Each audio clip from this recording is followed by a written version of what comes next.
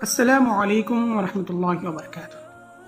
Baghdad کے ایک بزرگ ابو عامر رحمۃ اللہ علیہ اپنا واقعہ بیان کرتے ہوئے کہتے ہیں کہ ایک دن میرے گھر کی دیوار اچانک گر گئی۔ مجھے بڑی پریشانی لاحق ہوئی اور اسے دوبارہ بنوانے کے لیے کسی مزدور کی تلاش میں میں گھر سے نکلا اور چوراہے پر جا پہنچا۔ وہاں مختلف مزدوروں کو دیکھا جو کام کے انتظار میں بیٹھے تھے۔ ان میں ایک نوجوان بھی تھا جو سب سے الگ تھلگ دکھ رہا تھا۔ اس کے ایک ہاتھ میں تھیلا تھا اور دوسرے ہاتھ میں تیشا۔ میں نے اس نوجوان سے پوچھا، کیا تم مزدوری کرو گے؟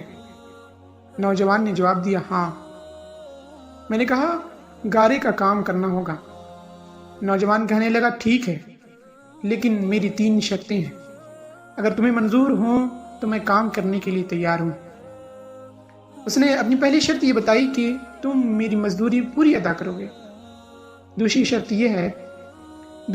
یہ ہے کہ مجھے میری طاقت اور صحت کے مطابق کام لوگے۔ اور تیسری شرط یہ ہے کہ نماز کے وقت مجھے نماز ادا کرنے سے نہیں روکو گے۔ میں نے یہ تینوں شرطیں قبول کی اور اسے ساتھ لے کر گھر آ گیا، جہاں میں نے اسے کام بتایا اور کسی ضروری کام سے باہر چلا گیا۔ جب میں شام کے وقت واپس آیا تو دیکھا کہ اس نے عام مزدوروں سے دو گنا زیادہ کام کیا تھا۔ میں نے بخوشی اس کی اجرت ادا کی اور وہ چلا گیا۔ دوسرے دن میں اس نوجوان کی تلاش میں دوبارہ اس چوراہے پر گیا، لیکن وہ مجھے نظر نہیں آیا۔ میں نے دوسرے مزدوروں سے اس کے بارے میں دریافت کیا تو انہوں نے بتایا کہ وہ ہفتے میں صرف ایک دن مزدوری کرتا ہے، باقی دن اللہ تعالیٰ کی عبادت میں گزارتا ہے۔ یہ سن کر میں سمجھ گیا کہ وہ عام مزدور نہیں بلکہ کوئی خاص آدمی ہے۔ میں نے ان سے ان کا پتہ معلوم کیا اور اس جگہ پہنچا تو دیکھا کہ وہ نوجوان زمین پر لیٹا ہوا ہے اور اسے سخت بخار ہے۔ میں نے اس سے کہا کہ میرے بھائی، تو یہاں اجنبی ہے، تنہا ہے اور پھر بیمار بھی ہے۔ اگر پسند ہو تو میرے ساتھ میرے گھر چلو اور مجھے اپنی خدمت کا موقع دو۔ اس نے انکار کر دیا کہ میرے مسلسل اصرار پر مان گیا، لیکن ایک شرط رکھی کہ وہ مجھ سے کھانے کی کوئی شے نہیں لے گا۔ میں نے اس کی یہ شرط منظور کر لی اور اسے اپنے گھر لے آ گیا۔ وہ 3 دن میرے گھر قیام پذیر رہا، نہ تو کسی چیز کا مطالبہ کیا اور نہ ہی کوئی چیز لے کر کھائی۔ چوتھے روز اس کے بخار میں شدت آ گئی تو اس نے مجھے اپنے پاس بلایا اور کہنے لگا، میرے بھائی، لگتا ہے کہ اب میرا آخری وقت قریب آ پہنچا۔ جب میں مر جاؤں تو میری اس وصیت پر عمل کرنا۔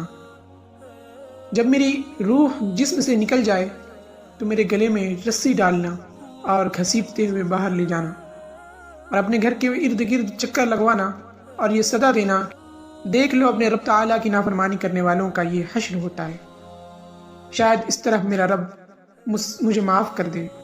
جب تم مجھے غسل دے دو تو مجھے انہی کپڑوں میں دفن کر دینا۔ پھر بغداد میں خلیفہ ہارون رشید کے پاس جانا اور یہ قرآن مجید اور انگوٹھی انہیں دے دینا اور میرا یہ پیغام دینا کہ اللہ عز و جل سے ڈرو، کہیں ایسا نہ ہو کہ غفلت اور نشے کی حالت میں موت آ جائے۔ نوجوان مجھے یہ وصیت کرنے کے بعد انتقال کر گیا۔ میں اس کی موت کے بعد کافی دیر تک آنسو بہاتا رہا، غمزدہ رہا۔ پھر میں نے نہ چاہتے ہوئے بھی اس کی وصیت پوری کرنے کے لیے ایک رسی لی اور اس کی گردن میں ڈالنے کا قصد کیا تو کمرے کے ایک کونے سے ندا آئی، اس کے گلے میں رسی مت ڈالنا، کیا اللہ کے اولیاء سے ایسا سلوک کیا جاتا ہے؟ یہ آواز سن کر میرے بدن پر کپ کپی طاری ہو گئی۔ یہ سننے کے بعد میں نے اس کے پاؤں کو بوسہ دیا اور اس کے کفن دفن کا انتظام کرنے چلا گیا۔ اس کی تدفین سے فارغ ہونے کے بعد میں اس کا قرآن پاک اور انگوٹھی لے کر خلیفہ کے محل کی جانب روانہ ہو گیا۔ وہاں جا کر میں نے اس نوجوان کا واقعہ ایک کاغذ پر لکھا اور محل کے داروغے سے اس سلسلے میں بات کرنا چاہی تو اس نے مجھے جھڑک دیا اور اندر جانے کی اجازت دینے کے بجائے اپنے پاس بیٹھا لیا۔ آخر کار خلیفہ نے مجھے اپنے دربار میں طلب کیا اور کہنے لگا، کیا میں اتنا ظالم ہوں کہ مجھ سے براہ راست بات کرنے کی بجائے رکا کا سہارا لیا جائے؟ میں نے عرض کیا، اللہ تعالیٰ آپ کا اقبال بند کرے، میں کسی ظالم کی فریاد لے کر نہیں آیا بلکہ ایک پیغام لے کر حاضر ہوا ہوں۔ خلیفہ نے اس پیغام کے بارے میں دریافت کیا تو میں نے قرآن مجید اور انگوٹھی نکال کر اس کے سامنے رکھ دی۔ خلیفہ نے اس چیز کو دیکھتے ہوئے کہا، یہ چیزیں تجھے کس نے دی؟ میں نے عرض کیا، ایک گارا بنانے والے مزدور نے۔ خلیفہ نے اس الفاظ کو 3 بار پوچھا اور رو پڑا۔ کافی دیر رونے کے بعد مجھ سے پوچھا، وہ گارا بنانے والا اب کہاں ہے؟ میں نے جواب دیا، وہ مزدور فوت ہو چکا ہے۔ یہ سن کر خلیفہ بے ہوش ہو پڑا اور عصر کے بعد ہوش آیا۔ میں اس دوران حیران و پریشان وہیں موجود رہا۔ پھر جب خلیفہ کو کچھ افاقہ ہوا تو مجھ سے دریافت کیا کہ اس کی موت کے وقت تم اس کے پاس تھے؟ میں نے اس بات میں سر ہلا دیا۔ وہ کہنے لگا، اس نے تجھے کوئی وصیت بھی کی تھی؟ میں نے اس نوجوان کی وصیت بتائی اور وہ پیغام بھی دے دیا جو اس نوجوان نے خلیفہ کے لیے چھوڑا تھا۔ جب خلیفہ نے یہ ساری باتیں سنی تو مزید غمگین ہو گیا اور اپنے سر سے عمامہ اتار دیا، اپنے کپڑے چاک کر ڈالے اور کہنے لگا، اے مجھے نصیحت کرنے والے، اے میرے زاہد و پارسا، اے میرے شفیع۔ بہت سارے القابات خلیفہ نے اس مرنے والے نوجوان کو دیے اور مسلسل آنسو بھی بہاتا رہا۔ یہ سارا معاملہ دیکھ کر میری حیرانگی اور پریشانی میں اضافہ ہوتا گیا کہ آخر خلیفہ ایک عام سے مزدور کے لیے اس قدر غمگین کیوں ہے؟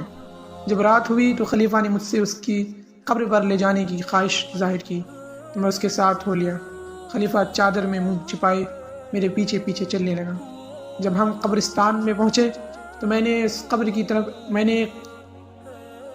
قبر کی طرف اشارہ کر کے کہا، علی جاہ، یہ اس نوجوان کی قبر ہے۔ خلیفہ اس کی قبر سے لپٹ کر رونے لگا۔ پھر کچھ دیر رونے کے بعد اس کی قبر کے سرہانے کھڑا ہو گیا اور اسے کہنے لگا، یہ نوجوان میرا بیٹا تھا، میری آنکھوں کی ٹھنڈک اور میرا جگر کا ٹکڑا تھا۔ ایک دن یہ رقص و سرور کی محفل میں گم تھا کہ مکتب میں کسی بچے نے یہ آیت کریمہ کی تلاوت کی۔ ایمان والوں کو ابھی بھی وہ وقت نہیں آیا کہ ان کے دل جھک جائے اللہ کے لیے۔ جب اس نے یہ آیت سنی تو اللہ تعالیٰ کے خوف سے تھر تھرا کر کانپنے لگا اور اس کی آنکھوں سے آنسو کی جھڑی لگ گئی اور یہ پکار کر کہنے لگا، کیوں نہیں ہوتے ہوئے محل کے دروازے سے باہر نکل گیا۔ اس دن سے ہمیں اس کے بارے میں کوئی خبر نہ ملی، یہاں تک کہ آج تم نے اس کی وفات کی خبر لائی۔